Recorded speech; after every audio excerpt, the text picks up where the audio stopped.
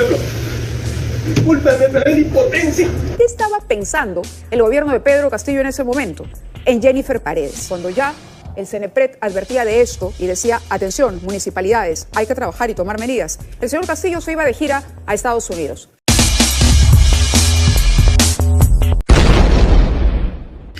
Un escándalo acaba de estallar y es que un documento filtrado de agosto del 2022, cuando Pedro Castillo era presidente, revela que el chotano todo el tiempo supo y ocultó toda la grave información sobre el ciclón Yaku, y todo para tapar su cochina corrupción. Y no solo eso, sino que se destapa un faenón de $500,000 de soles en consultorías. Y esto es Chosica, ¿no? En Chosica también la gente que trata de cruzar el río cargando a sus familiares, haciendo lo posible, pero a veces resulta muy difícil. Está con nosotros, como habíamos anunciado, la segunda vicepresidenta del Congreso, Silvia Montesa. Muchísimas gracias por acompañarnos, congresista, esta noche, una noche en la que tenemos que hacer un seguimiento, sin duda, de lo que acontece en el país.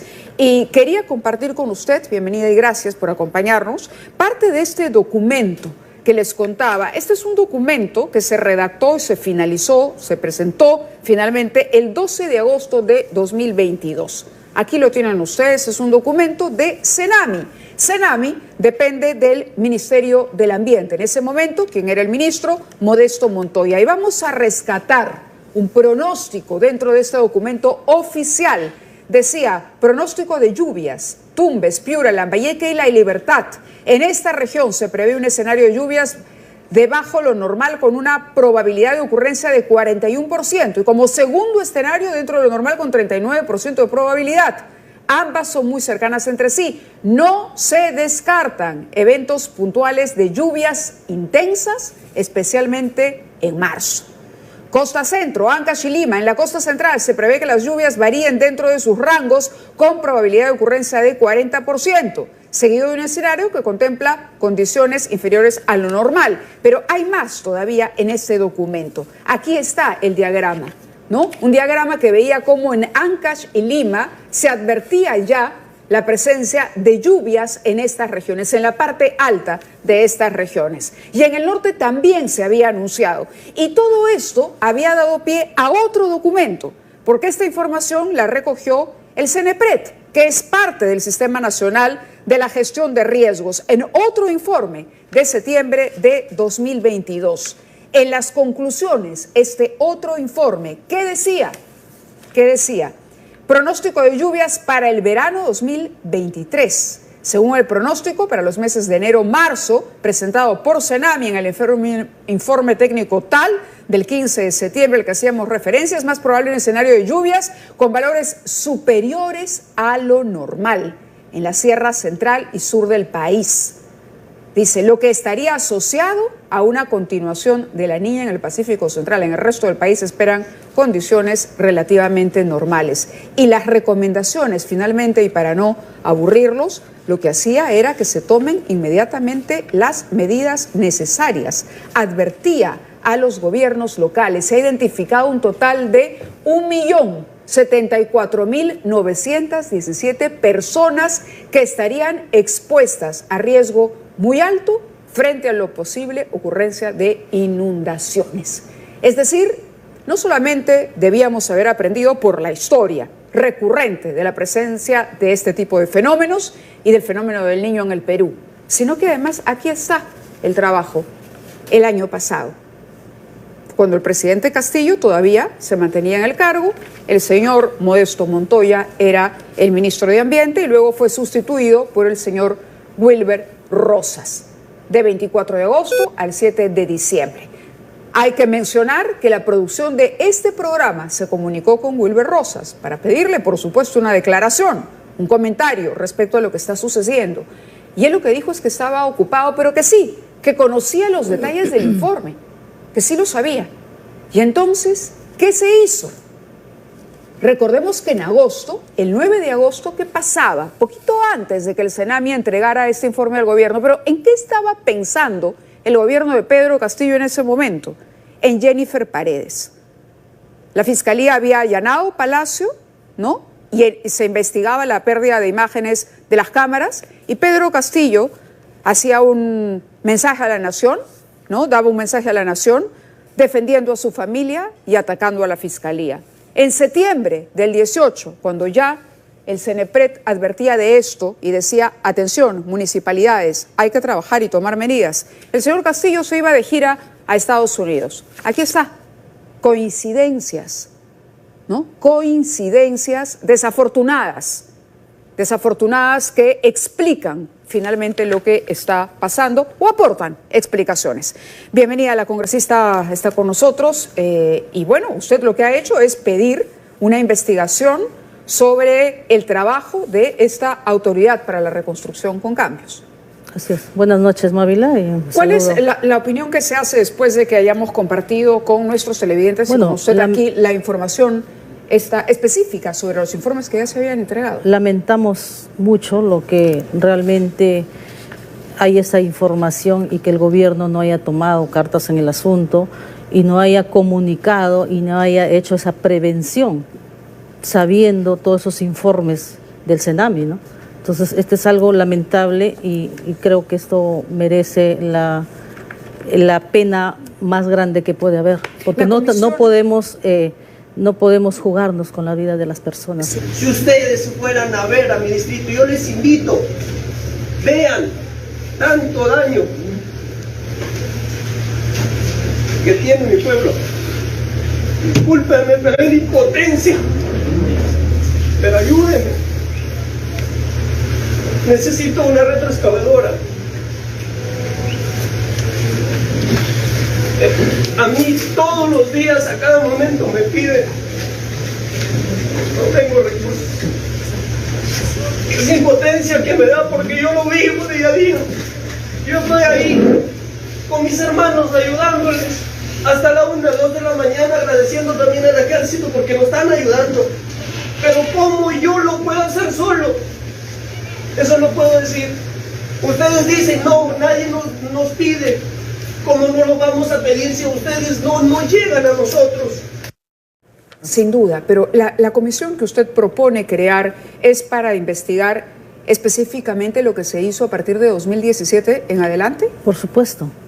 La Comisión de Reconstrucción por Cambios, lo que queremos es de que se forme una comisión multipartidaria de investigación para ver qué es lo que Reconstrucción por Cambios, qué es lo que no ha hecho, porque se ha invertido más de, o sea, el presupuesto que se inició son más de 26 mil millones de soles, ¿no? Que eso prácticamente son 5 ministerios, ¿no?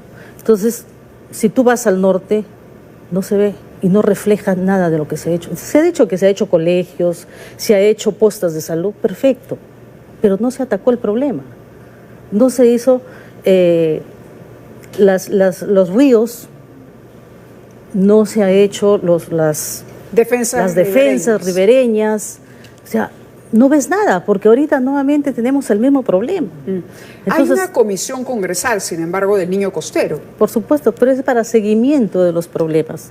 Entonces se le preguntó a la comisión por qué no ha hecho la investigación, por qué no ha denunciado si hubo algún indicio, pero ellos dicen no nos han dado esa facultad, ¿no? Pero entonces, ¿cuál era el objetivo de este grupo de trabajo liderado por el congresista Revilla? Bueno, eso pues hay que preguntarle a ellos, pero yo en vista de que he ido a visitar el norte del país y he venido lamentablemente pues bastante adolorida de ver toda la situación que está atravesando el norte del país y a pedido del gobierno regional de Piura, donde nos ha pedido públicamente que se investigue porque su zona es bastante azotada por este fenómeno del niño. Entonces yo he presentado esa moción pidiendo de que se conforme una comisión investigadora para determinar las responsabilidades que tenga que haber y de quiénes depende, por qué no se ha invertido esos dineros en todos estos proyectos de prevención. A ver, esta comisión en el Congreso del Niño Costero no ha costado poco dinero al Estado, ha gastado $500,000 de soles en la contratación de asesores. Sí, Usted nos dice que no hay conclusiones al respecto. Lo que nos ha manifestado el señor Revilla, bueno, estuve en una entrevista con él, Y cuando él dice ingresó, solamente ha encontrado un avance del 20% y que ahora ya tiene un avance de un promedio del 75%. Casi 80, sí. Casi 80%, que inclusive le he dicho pues que yo no veo ese avance, ¿no? Pero bueno, él tendrá que responder por su comisión, ¿no? Entonces yo al ver eso he tenido que presentar esa moción. ¿Se justifica que el Congreso haya gastado $500,000 en la contratación de asesores para decirnos que lo que se hizo fue construir algunos colegios, algunas postas u hospitales, no solucionar el problema? Eso es algo que ya sabemos.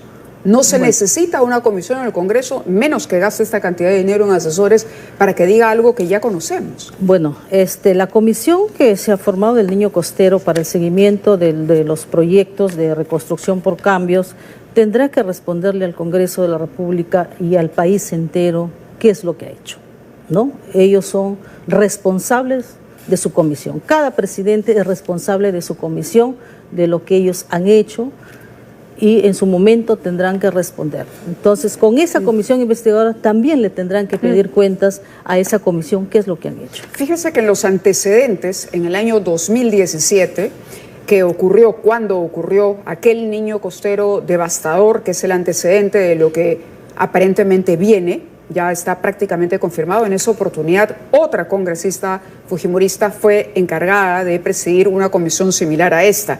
En ese momento fue la congresista Carla Schaefer. Durante su gestión también se gastó 800,000 soles en 18 meses.